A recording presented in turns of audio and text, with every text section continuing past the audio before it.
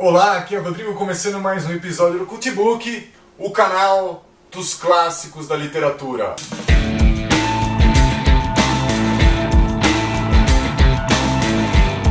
E no vídeo de hoje, vou falar de uma história que eu nunca imaginei colocar nesse canal de vídeos. Uma história que todo mundo conhece, que todo mundo já ouviu e que cada pessoa tem a sua versão. Estou falando do clássico Chapeuzinho Vermelho. E na verdade, a ideia desse vídeo surgiu graças a um comentário que eu recebi. Há pouco tempo, eu fiz um vídeo falando de conto de fadas e dos contos de fadas escritos pelos irmãos Grimm. A Marcela Macedo comentou sobre a Chapeuzinho Vermelho, perguntando quem havia escrito a Chapeuzinho Vermelho.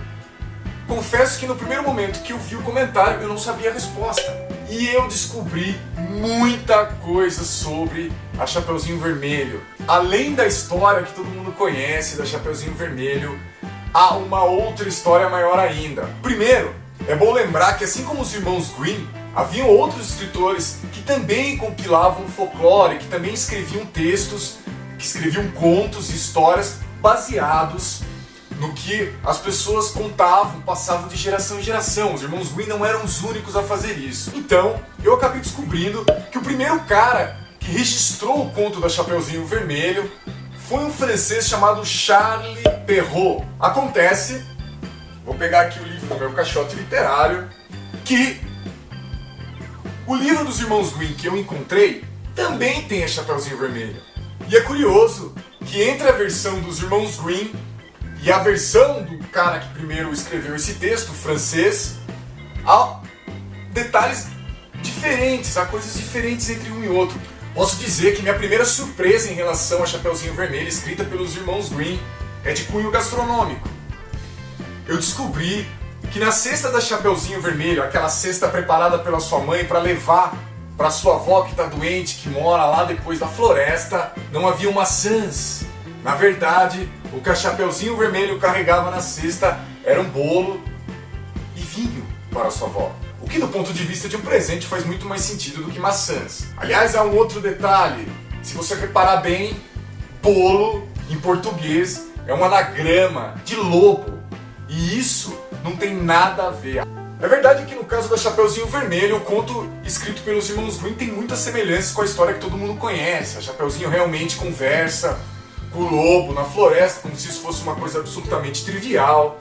A Chapeuzinho Vermelho vai realmente visitar a avó que está meio doente, enfim, muitos detalhes acabam sendo aquilo que a gente já conhece. Tem um detalhe só que eu realmente não sabia e que de uma certa forma explica, digamos assim, a demora da Chapeuzinho Vermelho em reconhecer o lobo mau, vestido de vó, que é uma recomendação que antes dela sair de casa a mãe dela faz. Ela diz para Chapeuzinho, quando cumprimentar a sua avó, não olhar diretamente no olho, o que a gente sabe que é um sinal de respeito em relação aos mais velhos, principalmente na época em que foi escrito esse conto. O fato é que no conto dos irmãos Grimm, o lobo mau também engole a vovozinha e depois coloca as roupas dela.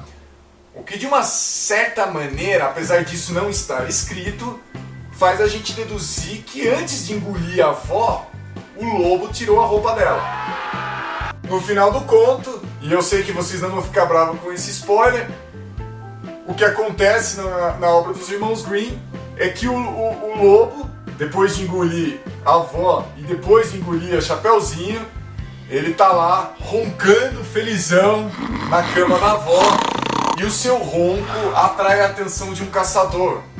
E esse caçador, que acha primeiramente que era o ronco da velha doente, entra para ajudá-la, né? Entra na casa para ajudar a vovozinha e dá de cara com o lobo deitado na cama, fazendo a sua digestão. Quando encontra esse lobo na cama, começa a já tradicional carniçaria dos irmãos Grimm. O caçador vai lá, corta a barriga do lobo, tira a Chapeuzinho, tira a vovozinha que devia estar pelada, porque afinal de contas a roupa dela estava sendo usada pelo lobo. E depois de tirar as duas de lá, o que o caçador faz? Ele joga umas pedras dentro da barriga do lobo e costura a barriga do lobo. Ou seja, Na pena dos irmãos Grimm, o caçador não só mata o lobo, como ele mata o lobo com requintes de crueldade. E esse é o fim do conto, mas não é o fim da história da Chapeuzinho Vermelho.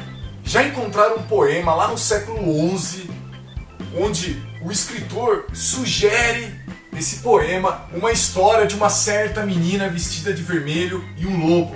Século XI, quase 500 anos do primeiro registro escrito do conto lá daquele francês, o Charles Perrault. E tem mais. O antropólogo chamado Jamie Terrani, da Universidade de Durham, no Reino Unido, publicou um estudo onde ele afirma que o folclore e as histórias do folclore não são passados apenas de gerações para gerações, ou seja, de vó para pais e de pais para filhos.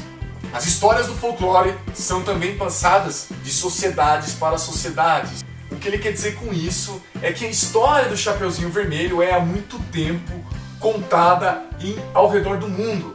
Um exemplo é no Irã. Essa história também foi contada por lá. E segundo esse antropólogo, ao invés de uma menina, o protagonista da história é um menino. Afinal de contas, no Irã não é um costume as meninas saírem sozinhas de casa nem para visitar a vovozinha. Por outro lado, já em países como Itália e França, as versões da Chapeuzinho Vermelho dispensam a ajuda do caçador, que algumas histórias contam, ou do pai da Chapeuzinho, que outras versões contam, que acaba matando o lobo mau. Nessas versões, a Chapeuzinho Vermelho acaba resolvendo as coisas por ela mesma. Ela não precisa da ajuda de nenhum homem. Ela se resolve sozinha e se livra do lobo mau. Aliás, é preciso admitir que essa versão é muito mais condizente com os nossos dias. No fim das contas, o que todas as versões preservam é que a gente deve ter cuidado com as aparências. Nem sempre o que parece ser vovozinha é realmente vovozinha. Portanto, tomem cuidado com as aparências.